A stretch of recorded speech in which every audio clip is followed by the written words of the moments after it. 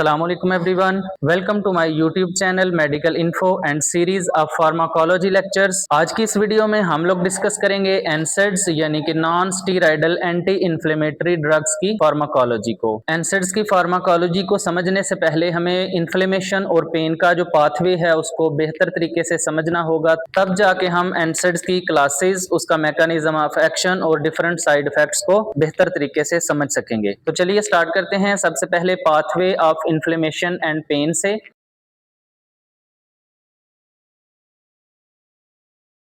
जब भी हमारी बॉडी के अंदर कोई टिश्यू इंजरी होती है तो उसके नतीजे में एक एंजाइम जिसको हम कहते हैं फास्फोलाइपेज A2 एंजाइम, ये एंजाइम एक्टिवेट हो जाता है और ये एंजाइम एराकिडोनिक एसिड की प्रोडक्शन करवाता है। जब बॉडी के अंदर एराकिडोनिक एसिड का लेवल इंक्रीज होता है तो दो एंजाइम्स, उनमें से एक है 5-लिपोक्सिजनेज और दूसरा एंजाइम है साइक्लोऑक्सीजनेज, जिसको हम शॉर्ट फॉर्म में कॉक्स कहते हैं। ये दोनों एंजाइम एक्टिवेट हो जाते हैं।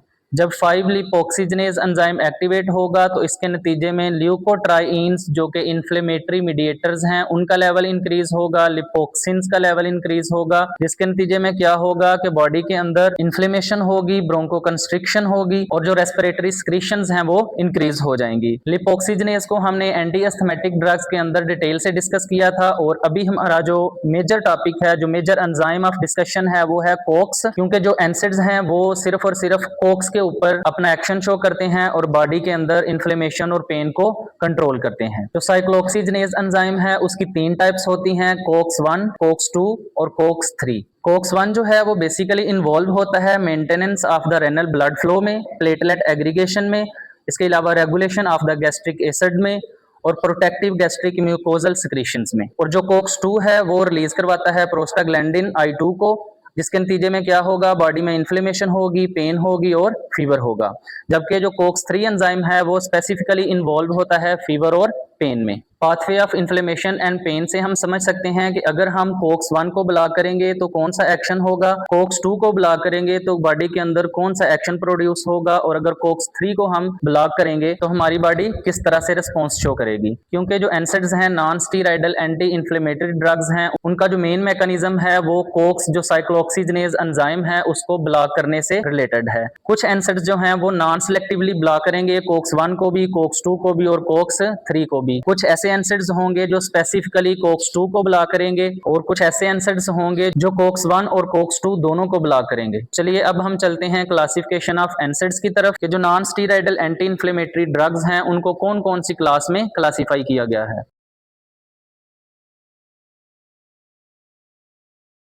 Non steroidal anti inflammatory drugs को क्लासिफाई किया गया है मेजर 4 क्लासेस में। इनमें सबसे पहली क्लास है नॉन सेलेक्टिव कोक्स इनहिबिटर्स, यानी कि ऐसी क्लास या ऐसे एनसेड्स जो नॉन सेलेक्टिवली कोक्स 1 को भी ब्लॉक करेंगे, कोक्स 2 को भी ब्लॉक करेंगे। और इस क्लास को फर्दर सब डिवाइड किया गया है salicylates, propionic acid derivatives, enolic acid derivatives, acetic acid derivatives, pyrazolone derivatives और फिनामेट्स में।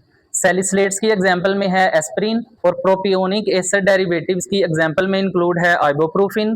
जो इनोलिक एसिड डेरिवेटिव से बिलोंग करती है उसकी एग्जांपल है पायरोक्सिकेम, और वो ड्रग्स जो एस्टिक एसिड डेरिवेटिव से बिलोंग करती हैं उसमें शामिल है इंडोमेथासिन। पायराजोलोन डेरिवेटिव्स की एग्जांपल है फिनाइल ब्यूटाजोन और फिनामेट्स की एग्जांपल है मेफेनेमिक एसिड।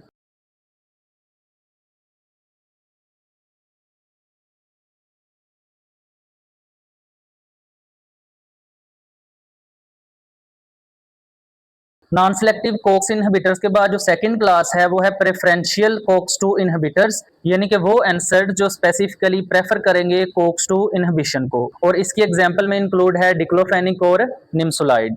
जो थर्ड क्लास है वो है सिलेक्टिव कोक्स 2 इनहिबिटर्स, यानी कि ऐसे एनसेड जो सिलेक्टिवली ब्लॉक करेंगे कोक्स 2 एंजाइम को, और उसकी एग्जांपल में इंक्लूड है सेलिकोक्सिब। इसके अलावा जो चौथी क्लास है, कुछ ऐसी ड्रग्स हैं जो एनाल्जेसिक और एंटीपायरेटिक एक्शन तो शो करती हैं लेकिन उनका पुअर एंटी इन्फ्लेमेटरी एक्शन होता है, और इसकी एग्जांपल में इंक्लूड है पैरासिटामोल। तो चलिए डिस्कस करते हैं pharmacology of non selective COX inhibitors और इसकी सब क्लास सैलिसिलेट से।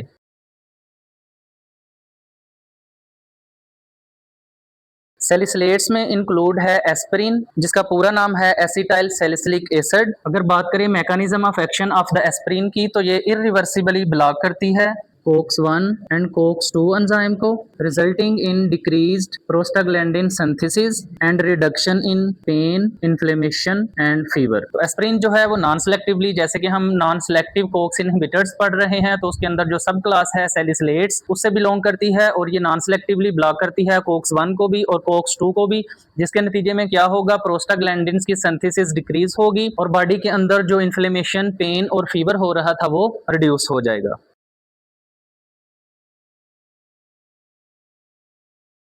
सैलिसिलेट्स यानी कि एस्प्रिन के मेजर साइड इफेक्ट्स में इंक्लूड है bleeding problems such as GI bleeding. इसके अलावा रेज सिंड्रोम जो है वो भी मेजर साइड इफेक्ट है एस्प्रिन का, और रेज सिंड्रोम में हेपेटिक इंसेफेलोपैथी होती है, फीवर होता है और रैशेस होते हैं। Other side effects include premature closure of ductus arteriosus, hyperuricaemia, hypoglycaemia in diabetic patients at high doses. और सबसे लास्ट पे जो एस्प्रिन का या सैलिसिलेट्स का साइड इफेक्ट इंक्लूड है वो है सैलिसिलेट पॉइजनिंग। और सैलिसिलेट पॉइजनिंग की जो अर्ली सिम्टम्स हैं उनमें इंक्लूड है टिनाइटिस। नॉन सेलेक्टिव कोक्स इनहिबिटर्स की जो सेकंड सब क्लास है वो है प्रोपियोनिक एसिड डेरिवेटिव्स, और इसमें ड्रग्स इंक्लूड हैं आइबोप्रोफिन, कीटोप्रोफिन, फ्लर्बिप्रोफिन एंड नेप्रोक्सन। इनमें जो कीटोप्रोफिन है वो कोक्स को ब्लॉक करने के साथ साथ लिपोक्सिजनेज एंजाइम को भी ब्लॉक करती है।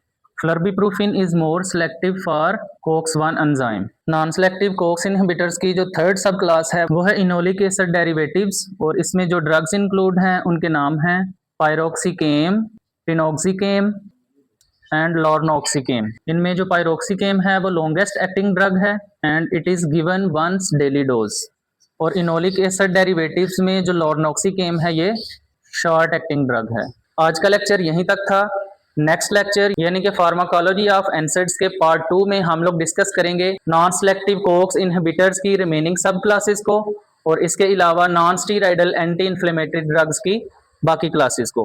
तब तक के लिए अपना ख्याल रखिएगा। अल्लाह हाफिज़।